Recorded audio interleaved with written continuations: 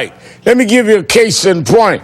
Today's New York Times has a big story about sheriffs refusing to enforce gun safety laws. One sheriff is quoted as saying, "The Supreme Court does not run my office. Just because they allow something doesn't mean that's a good constitutional sheriff is going to do it."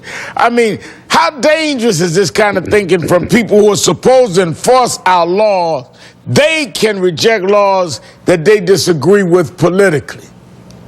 Well, you know, Reverend L., I can't help but think back to the 1950s and 60s in the Deep South. Right.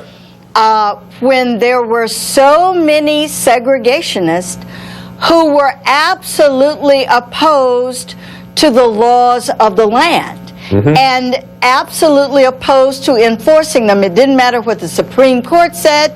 It didn't matter what the laws were passed. They were going to defy them. And you will remember that turned out to be a very ugly and very violent period. People died because of the refusal of some people to accept the laws of the land. And this makes me think of that period. And not only some people, law enforcement, but Bill, you know, Mother Jones had a disturbing report that the leading GOP candidate for Senate in North Carolina, Greg Brandon, in October, he spoke at a rally to nullify Obamacare.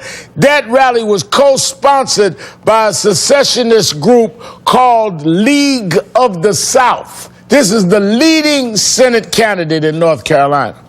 Well, I'm glad you used that word nullification, because I was thinking when Cynthia was talking, this really takes me back just a quick second on the sheriffs to 1860, when John Calhoun of South Carolina came up with this doctrine of nullification, which is we don't have to follow the laws that we don't believe in. And I think, you know, people, I don't care whether they're law enforcement officers or not, if they're breaking the laws, they ought to be arrested for breaking the law.